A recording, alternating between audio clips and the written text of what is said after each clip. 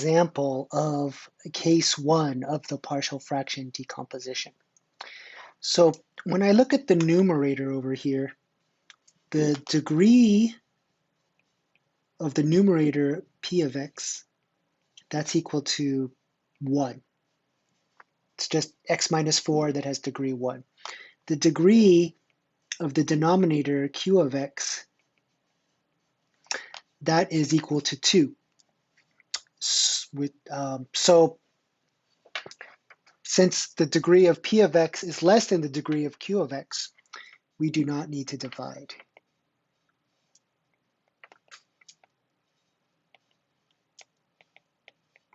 Okay. So once we realize we don't have to divide, we can just factor the denominator. So our numerator is going to stay there. That's x minus 4. The denominator factors as x minus 2 times x minus 3. And I hope we can see that when we look at the denominator over here, we have distinct linear factors. So we know that this is going to factor as, or this is going to decompose as an x minus 2 in one denominator and an x minus 3 in the other denominator. And the numerators are just going to be constants. So we'll put an a for the first constant and a b for the second constant. Okay, so this is the classic case 1 situation, distinct linear factors. What we want to do now is we want to solve for a and b. So solve for a and b. And how are we going to do that? Well, actually, we're going to put this all under a common denominator. So on the left-hand side, we're going to have a x minus 4 over x minus 2 times x minus 3. But on the right-hand side, we're going to have, that same common denominator. So in order to achieve that on the first fraction, we need to multiply top and bottom of the first fraction by x minus 3.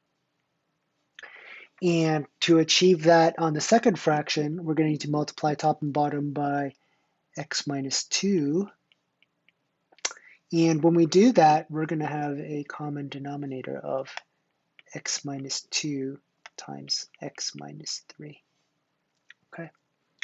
So what does this tell us? Well, this tells us, because the denominators of both fractions are the same here, that means that the numerators must be equal to each other. So we can write x minus 4 is equal to a times x minus 3 plus b times x minus 2. All right.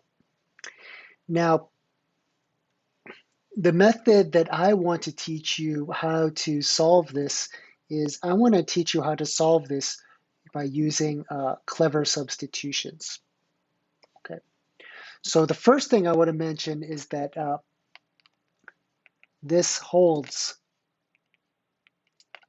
for all x.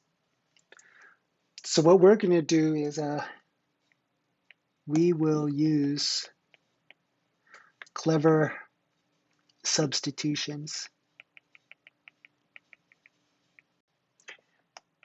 to solve for a and b. So what do I mean by a clever substitution? Well, if this holds for all x, then I can substitute different values of x in here to make solving this easier. So in particular, notice if I let x be equal to a 3, this first term involving a is going to go to 0. If I let x equal to 2, the second term involving b is going to equal to 0. Let me show you how this works. So let's let x be equal to 3. Then what does the left-hand side become? The left-hand side becomes 3 minus 4. And what does the right-hand side become? The right-hand side becomes a times 3 minus 3 plus b times 3 minus 2, right? So the left-hand side simplifies to -1. That's going to be equal to 0 plus b. And this tells us that our b is equal to -1. Okay. Let's make another clever substitution.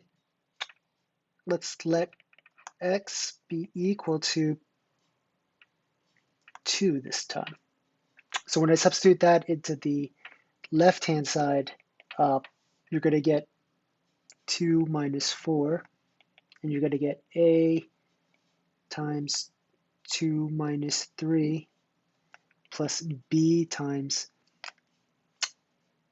2 minus 2.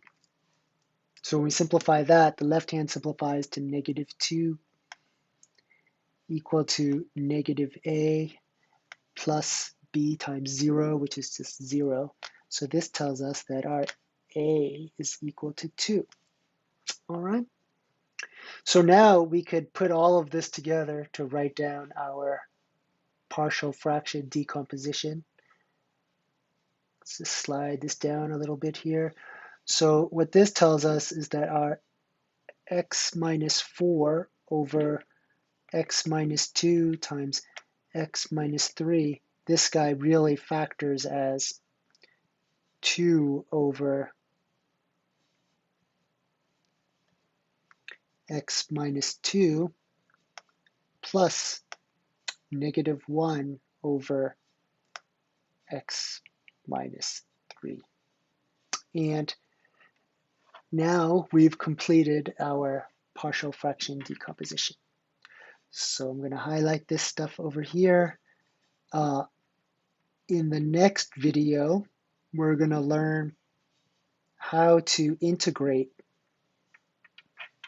after we've already performed a partial fraction decomposition. All right, take care, everyone.